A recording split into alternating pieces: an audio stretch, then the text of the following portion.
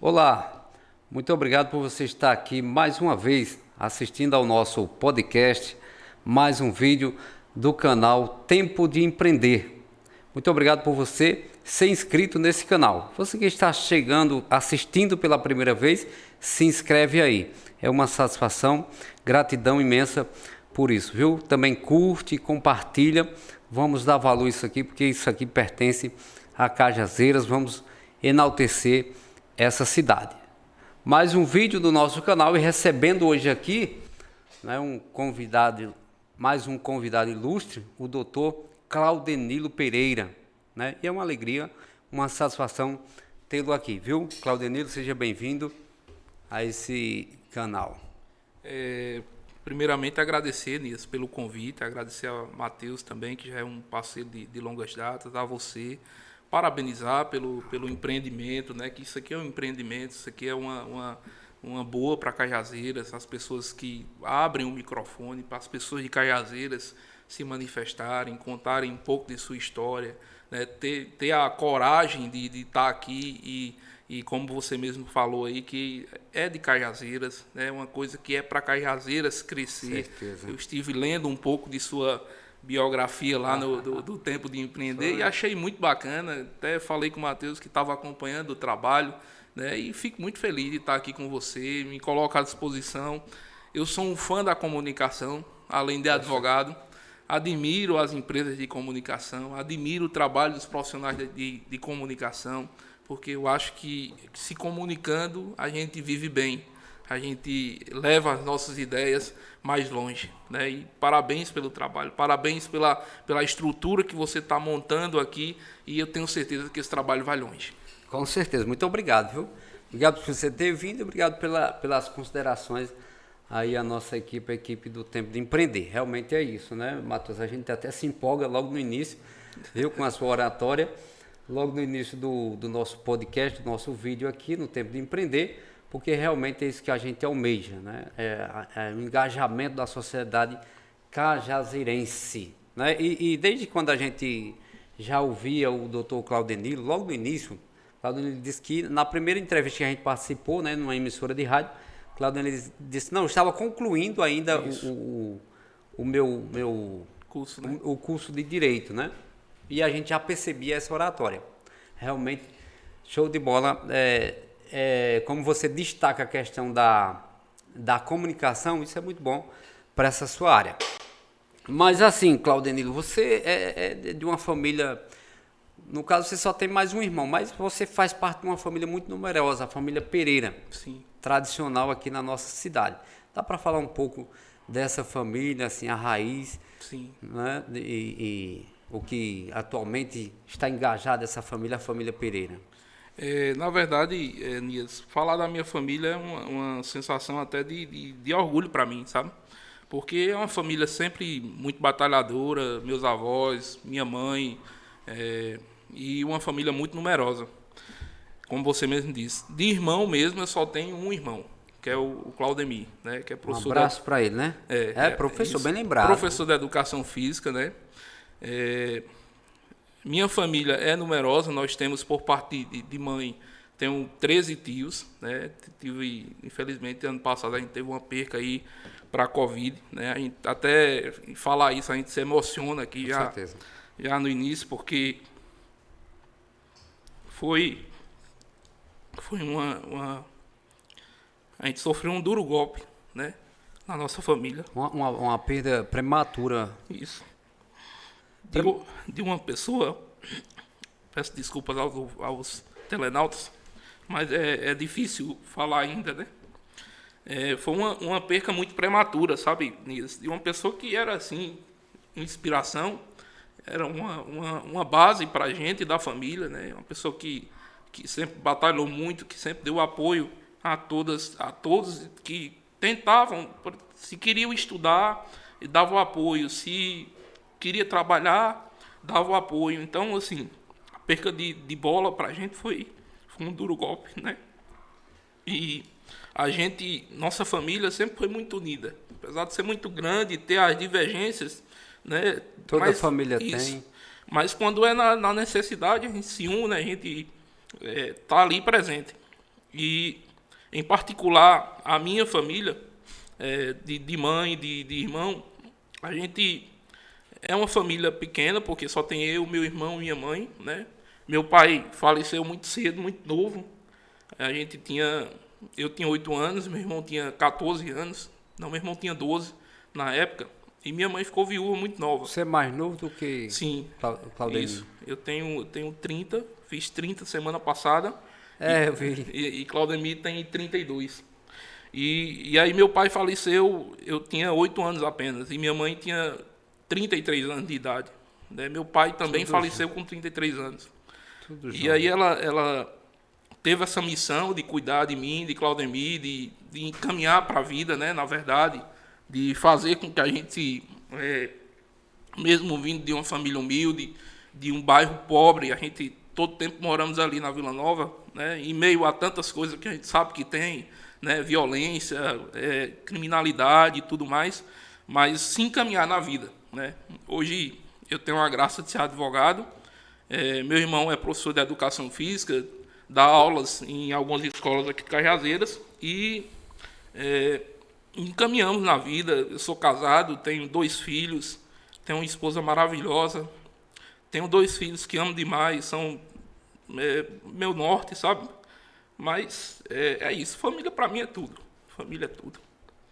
A gente percebe o valor da família, né? O valor da família que dá toda a base, toda a estrutura, né? E a inspiração. Né? Agora, permita-me, Claudenilo, porque não era a intenção de causar comoção, mas destacando agora de vez, né?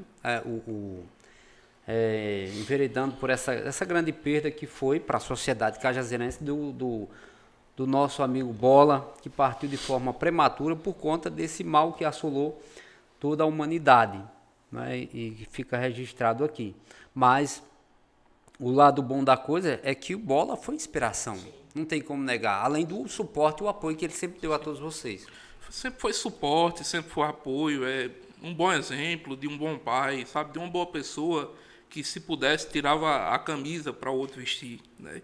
E aí deixou esse legado. É um legado que hoje a gente tenta seguir, né? E a gente vê as pessoas falando bem, a gente vê as pessoas comentando as bondades que ele fez e que meu tio fez. Então é inevitável que a gente não se inspire nisso, né, nisso. Você não precisa me pedir desculpa por nada, porque a gente fala, a gente é sincero, e o choro também é sincero, é uma maneira de se expressar, né? Porque a gente sabe a trajetória. A gente sabe até o que a gente passou, né? A gente sabe o que as pessoas significam para a gente. Eu tenho um ditado comigo de que cada um sabe a pedra que pisou, né? E a gente sabe as pedras que Bola pisou, que edificou para toda a família, né? Que esteve ali com a gente. Então isso é uma coisa que é natural, não tem nenhum problema em chorar aqui, em contar a emoção da gente, né? Infelizmente a Covid nos tirou isso. Né? E tirou de tantas outras famílias, principalmente cajazeirense. A gente sabe tantas pessoas queridas que foram vitimadas aqui por conta disso, talvez, não sei, por falta de assistência, de uma assistência mais rápida, mais célere, mais qualificada, né? Então, é difícil, é muito difícil, muito difícil. Mas, assim, destacando a presença de Bola, aquilo que ele construiu, a existência de tudo aquilo que ele construiu entre vocês, as instalações do supermercado lá na Vila Nova, foi um ato de coragem. Sim. Eu lembro muito bem disso, que na época eu era estudante, né? Acho que... Podia até dizer que era ainda considerado o rabo da gata, né? Isso, era assim. A Vila Nova sempre foi muito criminalizada, né? Existe até um certo preconceito com as pessoas que hoje ainda residem lá. Eu nasci lá, me criei lá, tenho muito orgulho de ser da Vila Nova, de ter crescido lá, dos amigos que eu fiz lá e das pessoas que eu conheci que, de certa forma, encaminharam para a vida, né? E o empreendimento que meu tio fez lá, na época, foi sim um empreendimento de coragem. É importante ressaltar nisso, de que ele foi, de certa forma, forçado a empreender, né? Eu acho até interessante isso. Porque ele trabalhava de mototáxi, né? Tinha chegado recentemente de São Paulo, verdade, né? Era uma pessoa que tinha juntado um dinheirinho lá em São Paulo, trabalhou, sempre foi muito controlado, juntou alguma coisa e ele sofreu um acidente muito grave aqui, né? Sofreu um acidente de carro até muito grave. E o médico disse que ele não podia mais trabalhar de mototáxi.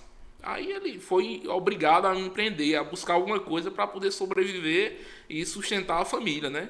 Conheceu Rosa, que é a esposa dele hoje, né? Na época, e os dois começaram lá, colocaram um supermercado muito pequeno na época, e foi vendendo, e foi dando certo, e ele foi aumentando, foi empreendendo, né? Até chegar, quando ele faleceu, estava no patamar que está. E o que eu acho muito bonito, particularmente, é que Rosa vem tocando isso, né? Ela vem tocando isso junto com Mabel, que é a filha dele mais velha, com Beatriz, com Marina, e vem construindo, mantendo o legado que ele deixou. Muito bem, então, assim, essa é a história da família Pereira, né, do Dr. Claudetilo, que a gente está apenas iniciando, né? E como referência tem o Bola. Eu conheço parte da família, Claudetilo, você citou aí que é bastante numerosa, né? Podemos citar alguns aqui, né? Vou citar só alguns que eu conheço. Uhum. Tem o Marcos, tem o Ed Carlos, trabalhei com o Ed Carlos também, Josiane, tem o outro que trabalhou ali no Perpetão, no estado ele trabalhou, eu não lembro o nome dele. Uhum. Né? E tem seu primo João Marcos, né? Então a gente aproveita para abraçar toda a família, né? Que segue uma linha de sucesso, né? Então, os parabéns aí. Mas, Claudenilo, você citando a Vila Nova, né? Vila Nova, e como começou essa questão, mesmo na Vila Nova, mas você começou esse amor pelo direito, por essa profissão? Na verdade, Mias, agora a gente já pode parar de chorar, né? Tocou na família, a gente se emociona, porque a gente sabe que é muito forte. Mas, a respeito do direito, a paixão, eu digo que, desde o início, eu sempre fui uma pessoa que gostei de lutar pelo direito dos outros, né? Porque o advogado é uma pessoa que se doa. A gente tem até um ditado que é uma ciência que se aluga, a advocacia. Então, desde o início, eu sempre fui muito, como diz a história, brigão, né? Na escola, eu gostava de participar de debates, desde do ensino fundamental. Gostava de me envolver com o Grêmio Livre das escolas, de participar dos debates quando era importante. Por exemplo, aquela questão, lembro muito bem, de quando eu fui estudar na escola comercial, que tinha um programa chamado ProERD, que era da Polícia Militar, que falava sobre o uso de drogas e tal. E eu gostava de participar, porque eu gostava de debater, né, com o instrutor que ia dar as aulas e com os demais colegas também. E eu acho que o direito é isso, né? Foi surgindo através disso, né? Foi surgindo através disso. E então, no ano de 2013, a gente tentamos o vestibular para a Faculdade de Direito, né? Passamos na Faculdade de São Francisco da Paraíba. E desde então a gente vem galgando esse espaço, vem buscando o nosso caminho, porque eu entrei na faculdade em 2013 e até hoje eu não parei de estudar. E eu acho que o caminho é isso, sabe nisso. Tem que estar sempre pesquisando, sempre se atualizando, porque também a questão da legislação ela é dinâmica, né? Uhum. E até mesmo não é uma questão assim de tem brechas e não sei o quê, foi feito errado, não é porque o tempo mesmo se encarrega disso, né? De provocar essas mudanças aí. Agora, assim, você citou a questão da luta em defesa do povo. A Vila Nova é inspiração para isso, né? Para essa carreira. Sim, com certeza. É uma inspiração. E eu lhe digo que até hoje eu tenho 5 anos, vou fazer 5 anos de escritório, né? Em 2018 eu abri meu escritório. Então, trabalhando com o direito em si, eu acho que tem uns 6 ou 7, porque eu passei por outros escritórios de outros colegas, né? E de lá para cá, eu já resolvi problema de muita gente. Na minha área, que eu sou advogado criminalista, já restabeleci a liberdade de muitas pessoas. Mas alguns casos me marcaram. E justamente esses que me marcaram foram de pessoas oriundas da Vila Nova. Porque eu me sentia num dever cumprido, né? Porque eu vim de lá, eu sabia a realidade dessas pessoas, né? Não cabe a nós aqui julgar o mérito da questão, se estavam erradas ou se estavam certas, mas eu restabeleci a liberdade dessas pessoas e devolvi elas ao seio das famílias. E isso me foi gratificante, né? Pelas pessoas, por saber o lugar de onde elas eram e por saber que eu vim de lá também. Então, isso foi para mim foi marcante, né? Até hoje eu tenho isso como gratidão a Deus por ter me guiado, por ter me iluminado, né, em usar os argumentos corretos, usar o direito correto para aquela pessoa. E as pessoas que eu resolvi também têm gratidão a mim, têm respeito, né? Usam o meu nome adiante, divulgam o meu nome, as pessoas do meu bairro, de certa forma. Então, isso é muito gratificante. O sentimento que gera, né? Isso. O sentimento que Isso. envolve, né, as duas partes, Isso. né, Claudenito? Exatamente. Mas é bacana, é muito gratificante, como você citou. Mas por que essa área criminalista? A área criminalista, o direito penal em si, foi uma paixão que surgiu ainda na faculdade, né? Na faculdade a gente vai se descobrindo. A cada semestre, a cada período, a gente vai lidando com algumas matérias do direito. E, desde sempre, eu gostava da área criminal, né? Eu gostava da questão de lidar com pessoas. Porque o advogado criminalista, muitas das vezes, ele é o último socorro daquela pessoa. E eu gostava disso, né? Eu gostava de participar disso, né? De estar ali ao lado dessas pessoas fragilizadas, dessas pessoas que estavam precisando do amparo naquele momento, né? Então, foi surgindo. Algumas pessoas serviram de norte, né? Serviram de inspiração para poder a gente galgar o espaço nesse lugar e ter como uma pessoa assim, rapaz, eu quero ser pelo menos um pouquinho do que aquela pessoa é. E a gente foi seguindo, né? Hoje, minha advocacia hoje, no meu escritório, particularmente, é 90% de advocacia criminal, né? A gente muitas das vezes, isso assim, existem os bônus da profissão e existem os ônus. Né? Isso é uma coisa inequívoca, né? E muitas das vezes a gente é confundido com a pessoa que praticou o crime, né? Mas a gente é confundido com isso, com a pessoa que praticou o crime, até que a pessoa que julga você, que aponta o dedo, que diz que você é defensor de bandido, que ela precisa de um advogado.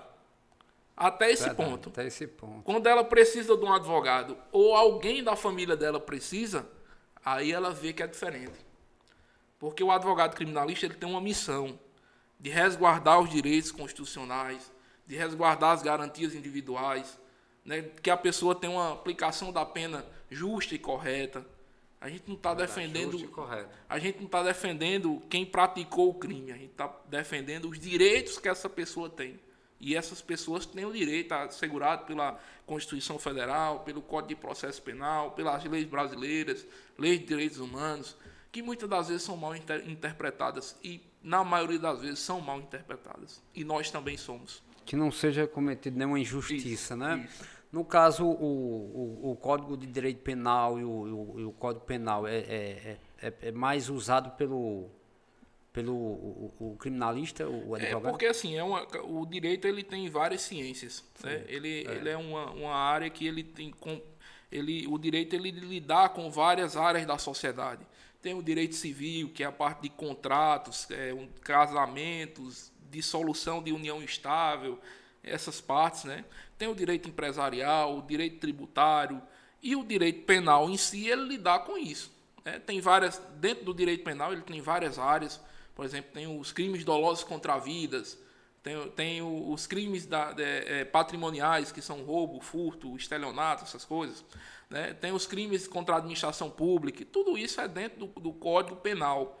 E o Código de Processo Penal, eles são as regras que vai ditar o jogo para que essa pessoa seja processada, seja ao final combinada uma pena. É todo um desenrolar através disso. Muito bem, vamos ser esclarecendo para que a gente possa ir entendendo melhor dessa área, como você já deixou bem claro, né? Que não se trata de uma questão de compactuar com coisa errada, e sim de evitar que seja cometido alguma injustiça. Mas assim, o que é crime? É bom que um especialista possa dizer isso aqui. O que é considerado crime? Que tem outras coisas, como por exemplo, o que é feito com documento, outras fraudes, né? Vamos supor, mas o que é crime? O que abrange a sua área? Na verdade, a definição de crime é a seguinte: o crime é o ilícito que vai contra a lei penal. A lei penal ela tem o seguinte, ela tem o código que diz a tipificação do crime. Por exemplo, matar alguém. Está lá no artigo 121 do Código Penal. É um crime. É a definição de um crime, entendeu? Por que tem essa definição de crime? Porque ela vai contra um ilícito, né? O ilícito penal. E para poder ser determinado um crime, ele tem que ser culpável, entendeu? Ele tem que ser aplicado uma lei a isso, porque nós temos o dolo, né? E a culpa, entendeu? O dolo é o que é aplicado à pena. E a culpa, muitas das vezes, ele tem alguns detalhes que não é aplicado pena, é substituído por algumas outras coisas. É um termo mais técnico do direito, entendeu? E assim a gente vai. Por exemplo, tem o artigo 121, matar alguém. Tem o artigo 157, que é o crime de roubo. Tem o artigo 155, que é o crime de furto. Estelionato, 171, entendeu? E diversos outros crimes que a gente tem no nosso Código Penal. No caso aí, você recebe trata de todos esses crimes? Na nossa região, Nias, é uma particularidade. Aí entra a questão regional, cultural. Isso, existe. Cultural também, é verdade. Existe a regionalidade. Hoje, na nossa região, 90% dos crimes que chegam ao judiciário, acredito que 90% são crimes de tráfico de drogas, que é o artigo 33 da Lei de Tóxicos, da Lei 11.343/2006. Violência doméstica, que é um crime que subiu demais na pandemia, principalmente na pandemia, com as relações humanas, marido tendo que passar o dia com a mulher, e geralmente não é assim. Você sai para trabalhar, chega à noite, tem que ver a mulher, mas aí as pessoas tiveram que conviver mais com a pandemia e, com isso, cresceu o número de violência doméstica. E acredito que homicídios. Pronto. Acho que na nossa região são esses 3 crimes que prevalecem. Homicídio. Isso. E o tráfico de drogas. E o tráfico. Isso. Como estão as leis na questão do tráfico? Estão bem? Na verdade, a nossa lei brasileira, ela é bem organizada do início ao fim. Sei. É uma lei bem organizada. Eu vejo muito, escuto muito as pessoas falarem: o Brasil tem as leis muito brandas. O Brasil tem a lei que passa a mão na cabeça e por isso que as pessoas cometem crime. Na verdade, não é. Acho que poder melhorar, pode, porque tudo deve ser aperfeiçoado. Com o passar do tempo... Não tem como não passar por uma revisão, Isso né? é natural. Isso é natural. Na vida da gente acontece isso. Se você permanecer a mesma pessoa sempre, você em algum momento você vai ficar obsoleto, né? E as leis também. Comentava com o Matheus, né? Nosso diretor, antes da sua chegada, eu comentava isso com o Matheus, que a gente tem que se adequar a esse dinamismo. Isso. Né? Se não mudar, se não se adequar, a gente fica... Isso. Você quer uma inovação maior do que essa, o podcast? É uma coisa que surgiu agora recentemente e é um estouro em todo o Brasil, né? Então, assim... as leis, elas também têm que acompanhar isso, né? Ela tem que acompanhar isso. Foi a nossa lei a nossa lei que pune as questões de tráfico, ela é de 2006. Então, ela já 2006. Deve ter alguma mudança, né? Ao longo do tempo, o Congresso Nacional, ele vai modificando, ele vai inserindo algumas mudanças, né? E essas mudanças a gente sente no dia a dia. Por exemplo, teve uma mudança agora em 2019, uma grande mudança no Código de Processo Penal e em alguns aspectos no Código Penal. no Código de Processo Penal, que a gente, por exemplo, quando vai processar uma pessoa por um crime de tráfico de drogas, a gente tem algumas regras específicas na lei de tráfico, mas também usa as regras do Código de Processo Penal, que abrange tudo, né? E, em consequência disso, a lei da execução penal foi modificada agora em 2019, que endureceu as penas para pessoas que fossem reincidentes em crimes hediondos ou equiparados, que é o caso do tráfico de droga, né? E as pessoas não entendem isso, acham que está longe da realidade. Mas, por exemplo, eu vou contar um exemplo da prática. Tem pessoas que eu conheço que, de certa forma, trabalhei no caso, porque era um caso bem extenso, com vários acusados e vários advogados, que receberam 25 anos de pena. Essas pessoas vão perder a vida na cadeia, praticamente, né? Com certeza. Né? E aí as pessoas, não, mas as penas são brandas, não sei o quê.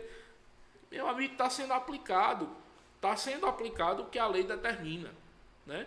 Está sendo aplicado o que, por exemplo, se você é preso por tráfico uma vez, o juiz ele vai aplicar uma pena razoável, que, né, seja compatível com o delito que você cometeu, a quantidade, a tipicidade, a característica da droga, tudo isso é levado em consideração na hora da dosimetria da pena, né, que o juiz aplica. E se você for preso uma nova vez, aí já vai endurecendo o caldo, né? E as pessoas, muitas das vezes, não sabem fazer outra coisa. Sai da cadeia, vai traficar de novo. E vai preso de novo e a situação é mais dura, né? E aí vai ficando. Verdade. Né? É bom que cite isso, né? A questão da reincidência. Exatamente. Reincidência. E a questão do doméstico, né? Da violência doméstica. Violência doméstica. A violência doméstica, como eu disse, quando a gente estava falando da questão dos crimes que mais cometem aqui, a violência doméstica ela cresceu muito na pandemia, porque as pessoas elas passaram a conviver mais em ambiente doméstico. E tem um ponto interessante, que as pessoas acham que violência doméstica, a Lei Maria da Penha, ela serve somente para marido e mulher, e não é, entendeu? Por exemplo, um irmão que agride uma irmã no ambiente doméstico, nas relações domésticas, é também No da caso, Lei Maria da Penha. muita gente pensava Entendeu? assim, que era só na questão da mulher, né? Mas você está Exatamente. generalizando. É porque assim, a lei diz que prevalecendo das relações domésticas. Das relações domésticas. Entendeu? Então pode ser um filho para uma mãe, pode ser um irmão para uma irmã, pode ser a mulher para o marido. Pode ser também a mulher para o marido, por que não, entendeu? Então, assim, esses crimes eles se elevaram bastante desde a pandemia, né? Desde o ápice da pandemia ali em 2020, final de 2019 para 2020, e a gente teve um número absurdo aqui em Cajazeiras. É tanto que hoje em Cajazeiras nós temos 4 varas competentes para julgar, né? No Fórum de Cajazeiras.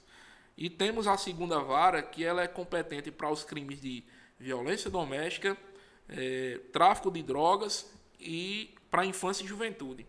E é uma das varas que você tem um absurdo de processo. Tá entendendo? Porque são crimes que acontecem praticamente todos os dias. A delegacia de Cajazeiras, eu trabalho muito lá, porque eu atendo ocorrências na delegacia e geralmente a gente chega lá e tem uma ocorrência de violência doméstica. Praticamente todos os dias. Né? O pessoal trabalha. Exatamente. Isso mesmo. Né? E aí vem entrar a outra questão, que é do homicídio, né? Eu não sei se há quanto tempo que foi registrado o homicídio aqui. Rapaz, homicídio é uma coisa bem particular, porque a gente que trabalha com o direito criminal, porque assim, é um dos crimes mais... na verdade, é o crime mais grave do nosso ordenamento jurídico. Mais grave. Porque o próprio prefácio do crime ele já diz, matar alguém. Entendeu? Então, matar uma pessoa, né? Matar um semelhante a você, entendeu? Então, a gente tem um bordão aqui na advocacia criminal de que qualquer pessoa, ela pode ter, por seu ímpeto, dizer, não, eu não vou roubar porque é do meu caráter, eu não vou roubar, não vou fazer isso, eu não aprendi assim, né? Mas, por exemplo, o crime de homicídio, não. O crime de homicídio é um crime que pode estar passível de qualquer homem cometer, né? Porque você pode perguntar, Claudinho, mas por que você diz isso? Porque é o seguinte, É um crime que, por exemplo, você está na sua casa com sua esposa, né? Você está com seus filhos e de repente uma pessoa invade a sua casa e você, usando a força moderada para repelir a grave e injusta agressão, acaba matando o cara. Você cometeu um crime de homicídio, entendeu? Logicamente que depois vai ser julgado as consequências desse crime e aí você pode ser absolvido, né? Porque você repeliu a grave e injusta ameaça, né? Com a força moderada. Aí você tem tudo isso? Tem. Porque, por exemplo, se o cara entrou na sua casa, você tem uma arma para se defender e eu faço um disparo aqui, né? Para repelir a grave e injusta ameaça. E com aquele único disparo, eu vi que o cara caiu, né? Vi que ele já estava morto, então eu não posso fazer mais outros disparos. E aí você pode ser culpado pelo excesso, né? E não pelo homicídio. Tá entendendo? Sei. Existe todo um detalhe para ser julgado. É apaixonante, né? O direito. Isso. Né? Para quem está nos assistindo nesse momento, né? E que estava aí por optar por uma profissão, por uma carreira, por um curso, né? Tá aí uma opção bacana, um esclarecimento aqui, uma aula para a gente aqui na questão do direito. Sim. E o suporte que os advogados recebem em Cajazeiras na questão do fórum, questão de varas, né? Porque sempre tem essa questão na imprensa, não, porque tá faltando isso, está faltando aquilo, a estrutura física e todo esse apoio, Claudanino. Na verdade, deu uma melhorada nisso, deu uma melhorada. A gente que é jovem advogado, de certa forma, eu vou fazer ainda 5 anos de advogado, então eu posso me considerar jovem advogado. Jovem advogado é aquele advogado que tem até 5 anos de OAB, né? Então, eu ainda sou jovem advogado.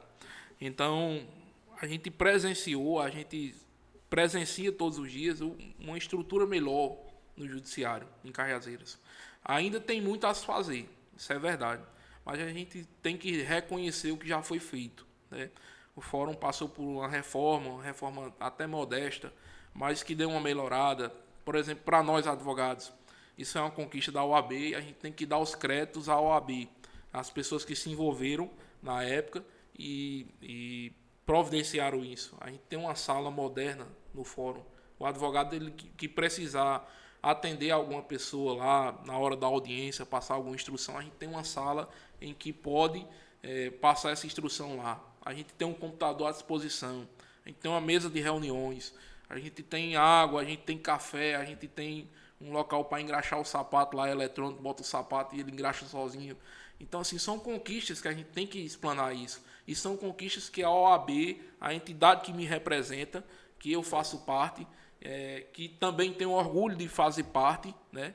Inclusive, sou membro de uma comissão aqui em Cajazeiras, a Comissão de Justiça Criminal, né? Que hoje é presidida a OAB Subseção de Cajazeiras pelo presidente Johnny, né? Que faz um trabalho bom, um trabalho modesto, bom, no seu aspecto. Ele é uma pessoa bem reservada, mas aquela pessoa diligente de fazer, de resolver, né? Então, a gente tem que reconhecer essas conquistas.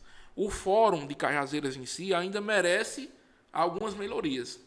Melhorias no sentido de, por exemplo, de mais acessibilidade, que não tem, de mais, por exemplo, de juiz. A gente tem um déficit de juiz, sim, entendeu?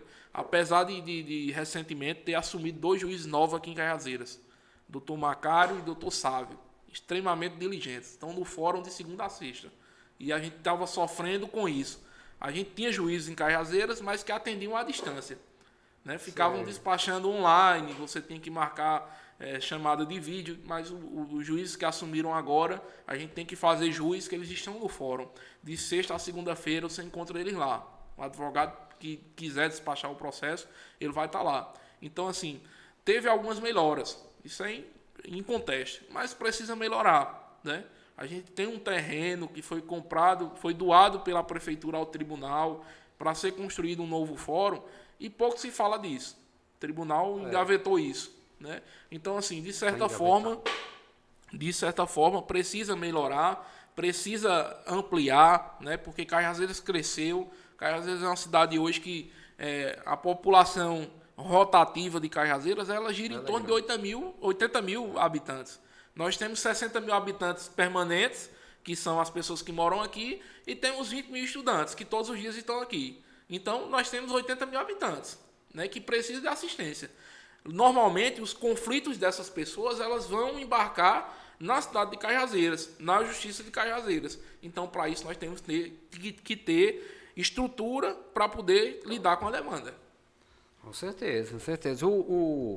No caso, você já destacou aí, né, a OAB com essa atuação. Sim. Né, como instituição a nível local, né, subseção Cajazeiras, Sim. Estado e Brasil, fazendo uma análise aí da atuação da OAB. Certo. E a importância, né? Claro, a importância, claro, né? claro. A OAB estadual, ano passado a gente teve eleições.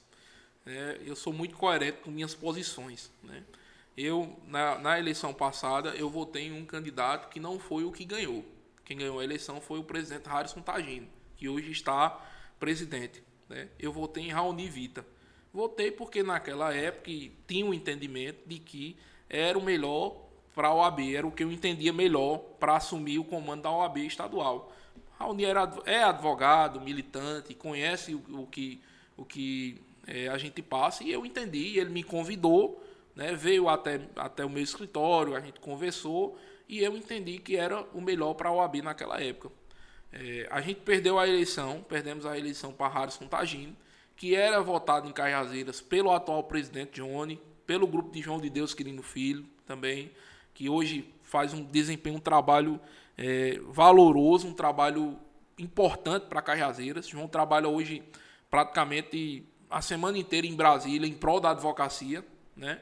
Então, assim, eu perdi a eleição, mas eu sei reconhecer o que foi que aconteceu e os benefícios que a advocacia vem conquistando, né? Os benefícios da gestão do presidente Harrison Tagino. É uma gestão atuante, é uma gestão que a gente sabe que a OAB está presente, então eu valorizo isso, até porque é a entidade que me representa. Se eu precisar hoje de uma assistência da OAB, eu sei que eu vou ter. Então, eu tenho que valorizar isso, né? Eu tive uma posição política diferente, sou coerente com isso, não nego, né? Mas é difícil, né? Ser claro, assim. É difícil ser claro. assim. Essa é a sua postura. Até depois das eleições, eu fui convidado pelo presidente Johnny para compor a Comissão de Justiça Criminal. E eu fiquei surpreso, né? Porque eu não tinha participado do grupo político dele. Sei. Eu não tinha o acompanhado politicamente, né? E assim, fiquei surpreso, fiquei muito grato e estou lá compondo a comissão e desempenhando o que eu posso em favor da advocacia, né? E a nível nacional, o presidente hoje da OAB nacional é Beto Simonetti. Também teve eleições no início desse ano. E particularmente falando do que eu conheço, do que a gente pode enxergar, eu vejo a atuação da OAB a nível nacional como há tempos eu não via.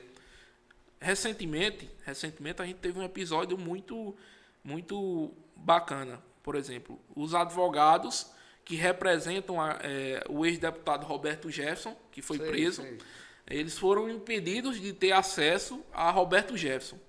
E o advogado ele tem livre acesso ao seu cliente. A lei nos garante isso, né? Para poder orientá-lo, para poder, enfim, fazer o trabalho da advocacia. E a OAB Nacional, de pronto, foi até o STF pleitear isso. A OAB. Isso. Foi até o STF pleitear de que os advogados de Roberto Jefferson tivessem acesso a ele, né? Então, eu me sinto representado pela OAB. Né? Além disso, a gente tem um trabalho que João desempenha na Comissão de Interiorização Nacional, que é uma pessoa que está mais próximo daqui de Cajazeiras, que se a gente ligar vai atender, vai saber o que é que a gente está precisando, o que é que pode ajudar em favor da advocacia. Então, eu me sinto representado pela OAB. Muito bem. Cajazeiras está bem representada também, né? Nesse sentido aí que você está colocando, assim, todo mundo dando as mãos, né? E fortalece. Agora, você citou aí essa questão de limitar a atuação do advogado, né? Ele pode ter a escuta gravada, a fala, o advogado? Na verdade, isso é um tema um pouco polêmico para a advocacia. A gente sabe que não. O exercício da advocacia ele é inviolável. O advogado, no exercício da advocacia, ele deve ser respeitado e ter as suas conversas com o seu cliente invioláveis, né? Isso é uma coisa inadmissível. Eu sou amigo de um advogado lá de Minas Gerais, que inclusive é um cara que eu admiro demais, é um dos meus ídolos na advocacia, que é o Dr. Zanoni Júnior. Acho que você vai lembrar dele, porque ele foi advogado do goleiro Bruno. Quando o goleiro Bruno foi preso, ele fez o júri do goleiro Bruno. É um cara fantástico. Fiz uma live com ele, inclusive, no meu Instagram. Então, assim, ele foi vítima disso. Sabe por que ele foi vítima disso? Porque ele foi advogar para Adélio Bispo, aquele cara que deu a facada lá em Bolsonaro. Né? Ele foi advogar para Adélio Bispo e ele teve o seu escritório alvo de busca e apreensão pela Polícia Federal. Né? Além disso, teve contas bloqueadas, teve escutas telefônicas e N coisas que a gente... Isso é inadmissível. Mesmo tudo dentro do que é legal, né? Exatamente. Com a OAB exercendo sua... Aí eu me pergunto, a sociedade ela teima em confundir o advogado com o criminoso, com a pessoa que praticou o crime, entendeu? O companheiro Zanoni, ele foi vítima de tudo isso simplesmente porque ele foi garantir que fosse aplicado uma pena justa, que fosse aplicado os ditames legais do processo ao Adélio Bispo, que foi o autor daquela facada no presidente Bolsonaro. Só que é o seguinte, o Bolsonaro ele está presidente, né? Ele está presidente, não, pelo amor de Deus, gente, eu não estou entrando aqui no mérito político. Eu estou comentando o fato que aconteceu. Ele está presidente, mas ele é um cidadão, né? E qualquer cidadão, por exemplo, se fosse ele que tivesse cometido o crime, o advogado dele, com certeza, também exercer o direito de defesa. E o professor Zanoni, o doutor Zanoni, ele estava lá exercendo o direito de defesa, né, do Adélio Bispo. E, em virtude disso, ele foi alvo de busca e apreensão, de bloqueio de contas, de quebra de sigilo telefônico e muitas coisas. Mas sabe o que foi que aconteceu? Ele saiu muito mais fortalecido disso. Hoje, o professor Zanoni é um dos advogados mais conceituados do Brasil. Inclusive, ele dá vários cursos, Brasil afora, com uma espécie de uma organização que ele criou entre os colegas advogados, chamado Confraria Criminal, e ele faz muitos cursos para advogados que estão iniciando a advocacia aprenderem a advogar. Saiu fortalecido. Com certeza. Entendeu? Né? Então, assim, quando se fala preconceito, né? Conceito prévio, ou seja, não se tem um conhecimento aprofundado da coisa. Então, por isso que muitas pessoas cometem esse erro de falar alguma coisa ou de julgar essas situações. Eu vou me expressar aqui, Claudenilo, e você, claro, vai ter a oportunidade de sair em defesa e aí sim vai fortalecer ainda mais essa sua classe, a questão do direito. Mas, diante de toda essa fala que existe, por exemplo, como que está a justiça hoje no Brasil? A justiça hoje, podemos dizer que ela foi manchada, ou houve essa tentativa? A exemplo de, por exemplo, alguém diz, não, o Lula, e aí eu faço uso das suas palavras, não é questão política, mas o Lula tinha que estar preso. Aí o Bolsonaro, por exemplo, bate de frente com a justiça brasileira. Isso pode manchar? Como é que está a questão da justiça brasileira? Vamos lá mais uma vez para as regras do jogo. Isso. Né? Quando você me convida nisso para participar do podcast, eu sei que tem uma hora para chegar. Eu sei que quando eu chegar aqui eu vou ter que cumprir certos rituais que a gente faz, de cumprimentar o pessoal, né, tem toda uma programação. Então, o processo ele funciona assim também. O processo ele tem uma programação do início ao fim, entendeu? E o que é que aconteceu especificamente com o processo do Lula? Sem entrar no mérito da questão. Ele não foi respeitado as regras do jogo. E o processo penal diz que quando não é respeitado as regras do jogo, ele não é válido, entendeu? Eu não estou defendendo aqui a bandeira de A ou de B, né? A bandeira vermelha ou a verde. Eu não estou defendendo isso. Eu estou defendendo apenas a aplicação justa e legal do processo, né? A gente tem um ditado de que a gente usa uma teoria, o direito ele se dá muito com teorias, tem uma teoria chamada o fruto da árvore envenenada. Então, o fruto da árvore envenenada ela não serve para mim, entendeu? E ele deve ser desentranhado do processo, porque é prova ilegal. E o que aconteceu no processo do Lula foi isso. Né? A gente vê, pronto, hoje a gente vê o que é que aconteceu. Uma pessoa que estava conduzindo os trabalhos, que era o juiz à época, não vou nem citar nome para a gente não politizar, que era totalmente imparcial.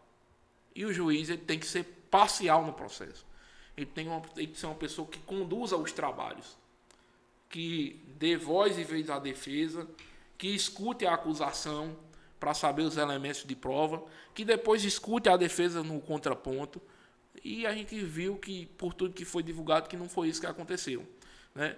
Até eu acho um absurdo, pessoas que têm conhecimento de direito dizendo, é um descondenado. Isso não existe.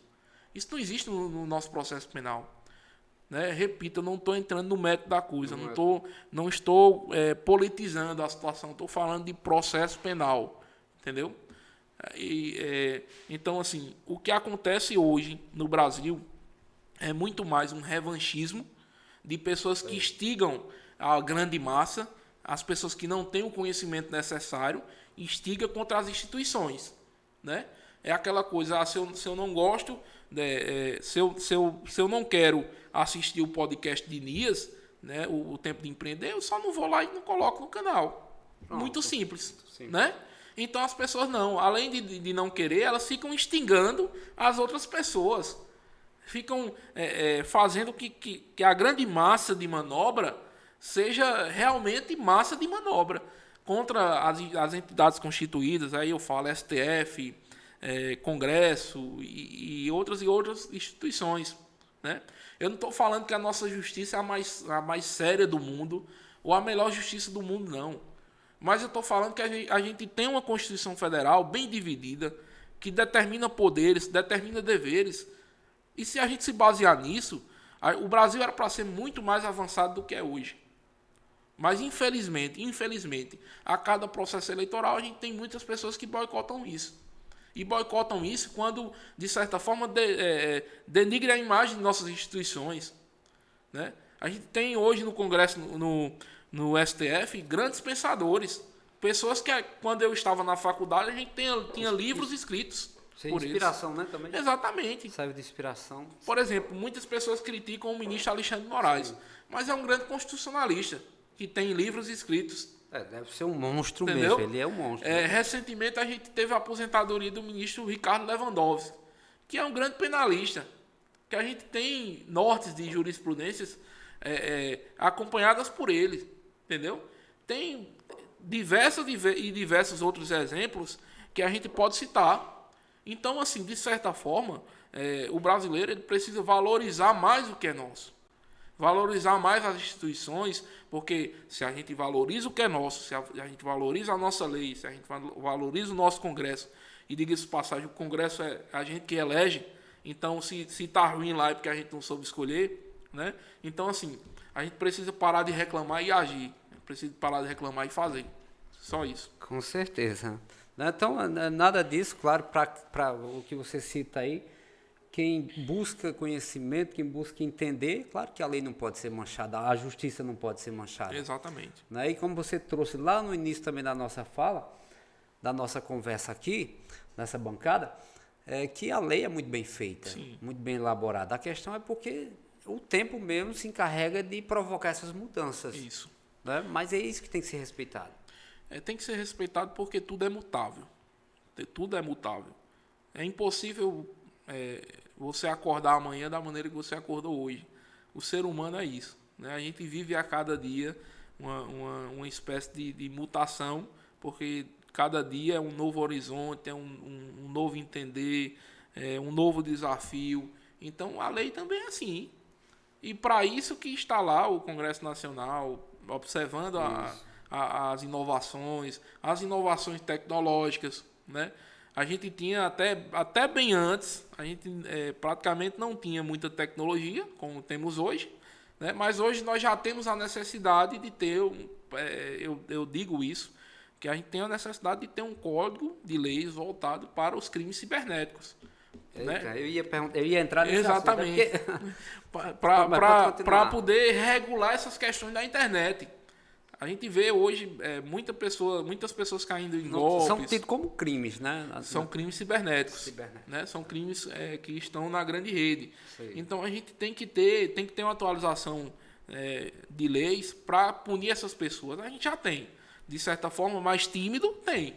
Mas tem que ser uma coisa mais atual, mais pujante, entendeu? É um campo a ser explorado aí nesse caso. É um campo a ser explorado. Inclusive, tem diversos advogados que estão indo para essa área. Brasil afora, que estão migrando para o campo do direito digital, porque é o que está nas grandes cidades, o que tem hoje, né? Por exemplo, as grandes empresas elas tiveram que se adaptar à Lei Geral de Proteção de Dados. Né? As grandes empresas que lidar com os dados, por exemplo, as empresas de telefonia, de internet, que lidar com os dados dos clientes. E para poder fazer essa adaptação, tinha que ter uma assistência jurídica. Né? Muitos colegas se capacitaram e estão trabalhando com isso e ganhando muito bem. Entendeu? Então, assim, é a mutação da vida, a mutação natural. As leis também acompanham isso. Né? O nosso Código Penal, para você, é uma coisa incrível. O nosso Código Penal é de 1940. O Código Penal. 1940. Mas, de certa forma, ele foi sendo modificado ano a ano, época a época, para poder ser inserido nele alguns tipos penais, algumas qualificadoras, algumas causas de aumento de pena, né? Algumas situações que naquela época, em 1940, não acontecia, mas acontecem hoje. Entendeu? Então, a lei é mutável. Certeza. Aldenir, o Matheus já sinalizou ali, né, Matheus? O tempo aí tá... Quanto tempo? Quase uma hora. Eita, estamos extrapolando. Mas o bate-papo tá bom. Não, dá, e tinha muito mais coisa para a gente aprofundar, porque assim, tem muita gente perdida, tem muita gente carente, né? No início do programa você falou, né? O povo carente, o povo que precisa, o advogado que sai em defesa desse povo. Então, muita gente na rua, muita gente com problema nos bancos, questão de internet, sua casa sendo invadida, mas também suas coisas sendo invadidas através da questão da internet, né? Então, tudo isso é uma problemática que a gente pode aprofundar até em outro momento, né? Sim. Eu quero só que você dê alguma dica aí para o pessoal que está nos assistindo nesse momento, né? Como se comportar na sociedade para não se envolver em problemas, né, nessa área criminal. Na verdade, Mias, para a pessoa não se envolver em problemas, ela deve ser uma pessoa correta, né, nos sentidos. Por exemplo, a gente aponta muito o dedo para a pessoa que, de certa forma, se enveredou pelo tráfico de drogas, foi vender droga e tal. Mas a gente, de certa forma, a gente acaba todos os dias cometendo alguns ilícitos e a gente nem percebe. Com certeza. 90% dos brasileiros tomam uma cerveja e saem dirigindo. Isso é um crime. Né? Então, assim, vamos parar de julgar mais, né? De apontar o dedo, né? De saber que a gente também é falho, que qualquer um pode cometer um crime e que, quando cometer, que procure uma boa assistência jurídica, né? Uma pessoa que possa lhe auxiliar nisso. Porque nós temos bons advogados em Cajazeiras. Cajazeiras é um grande celeiro de advogados. Pessoas capacitadas, já de bastante história, né? A gente tem grandes nomes aqui que, se eu fosse citar, a gente ia passar aqui muito mais tempo do que o Matheus está sinalizando ali. Né? E temos jovens advogados muito bons também, que estão despontando aí na advocacia. Né? Então, assim, de certa forma, a orientação é que, se você precisar de um advogado, procure um advogado de sua confiança, que possa lhe orientar, que possa lhe escutar com atenção. Tome muito cuidado também na questão de muitas pessoas que se aproveitam do momento. Né? Você chega fragilizado, você chega com um problema, você chega, muitas das vezes é para você, para sua mãe, para sua irmã, para o seu irmão, e a pessoa acaba se aproveitando disso. A gente sabe que tem isso, né? Em toda profissão tem. Né? Na advocacia não seria diferente. Não seria diferente. Né? Mas a gente sabe também que tem muitos companheiros que tratam com a seriedade que é necessária. Eu, particularmente, Nias, eu tenho orgulho de dizer isso. Eu comecei meu escritório lá em 2018. Botei a cara no mundo e fui. Cheguei lá com dinheiro de alugar a sala somente. Não tinha nem dinheiro para pagar no próximo mês. Né? Cheguei lá e perguntei ao dono do meu prédio se ele confiava que eu alugasse a sala dele. E até hoje, graças a Deus, eu venho cumprindo e honrando meus compromissos. E até hoje, todas as pessoas que entraram no meu escritório, eu tratei com a mesma seriedade. Seja uma pessoa que pudesse me pagar muito bem, ou uma pessoa que eu fosse fazer pro bono. Porque eu já advoguei muito também pro bono. Pro bono é quando você advoga de graça. Entendeu? Eu já fiz muito isso. Já fiz muito isso porque eu sei a necessidade que a pessoa chega muitas das vezes sem ter nem para onde ir, nem saber o que é que está acontecendo. Aí a gente tem que chamar, chegar e dizer, olha, a orientação é essa, tem que fazer isso. Você está sendo acusado disso. Né? Você tem essa possibilidade, tem como ser feito isso. E aí você ganha uma das coisas que o dinheiro não paga, que é a gratidão. E eu tenho muita gente que é grato, e isso eu não tenho dúvida disso. Né? Até as pessoas que me pagam o serviço, eu tento tratar da mesma forma, sim, ou até melhor, porque além disso eu ganho a amizade e a gratidão. Ainda tem gratidão. Eu digo que 90% dos meus clientes se tornam meus amigos. Eu tenho grandes amigos hoje que são dos meus clientes. Isso. Só abrindo aqui, é porque assim, eu acompanhei no grupo do WhatsApp Jornalismo. Sim. Jornalismo Cajazeiras, né? Sim. E eu vi lá, e era uma das coisas que eu tinha em mente para falar aqui. O quanto de pessoas que, quando citaram que era o seu aniversário, as pessoas, uma mensagem, grande amigo, mas muita gente mesmo, né? Me encheu o grupo logo, rapidamente. A gente tem que deixar um legado, né? A gente tem que passar por esse mundo construindo alguma coisa. Né? Então, mesmo que você não dissesse aqui, né? Sim. Mesmo que você não dissesse aqui, mas eu já sabia disso, sim, muita gente sabe disso, Matheus também sabe disso. A gente tem que passar por esse mundo construindo alguma coisa. A gente tem que caminhar sabendo que por onde você passar, se você puder deixar a porta um pouco encostada para se algum dia puder voltar, volte. Com né? certeza. Até porque voltar não é demérito nenhum. Você pode voltar para depois pegar impulso e ir mais à frente. Com certeza. Né? Muito obrigado, meu irmão, por você estar aqui, viu? Seus agradecimentos. Para a gente fechar aqui, que o Matheus está doidinho. Ele já se mexeu na cadeira. Inclusive, eu quero registrar aqui a gratidão a Matheus. Matheus é um amigo que eu construí na época que ele estava lá no Diário do Sertão, que ele tinha a paciência de gravar comigo lá o Direto ao Ponto. E a gente sempre batia um papo e tal, e conversava, e ele tirava as dúvidas lá sobre o direito, sobre a advocacia. E eu sou um admirador do trabalho dele. O Matheus tem muito talento, vai muito longe. Né? Também se vê. E eu quero agradecer a você aqui, penhoradamente, o convite para participar do podcast.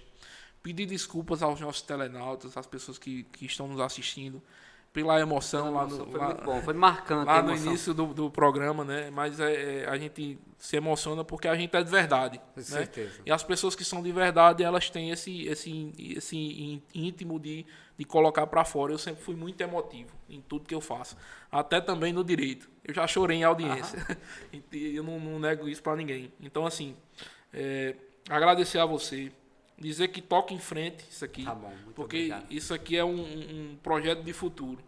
Eu gosto de apoiar as coisas que têm futuro em Cajazeiras, porque eu sou apaixonado por essa cidade e eu sei que tudo que nasce aqui tem futuro. Cajazeiras é uma cidade que já despontou aí diversas pessoas para o mundo inteiro. Né? Com certeza. Eu tenho um amigo que trabalha no Banco de Toronto e ele saiu de Cajazeiras. Ele bebeu da água do açude grande, como se diz. Né? Então, assim, vá fundo nisso, busque aí o que você está planejando. A estrutura aqui está bacana demais. Pode receber qualquer pessoa, de presidente a um jovem advogado como eu. Então, só agradecer a você pelo convite. Eu fico muito grato demais. É uma honra estar aqui. Muito obrigado, meu irmão. Eu que agradeço, né? É uma alegria e uma aula que recebemos hoje. Matheus, mais um podcast muito show, né? Muito marcante e emocionante, né? Eu termino aqui, fechando esse momento, agradecendo a você mais uma vez e a todos vocês que assistiram até aqui junto com a gente. Se inscreve aí no nosso canal e vamos apoiar, porque essa ideia é para fortalecer Cajazeiras. Forte abraço e até o próximo vídeo, próximo programa aqui no Tempo de Empreender.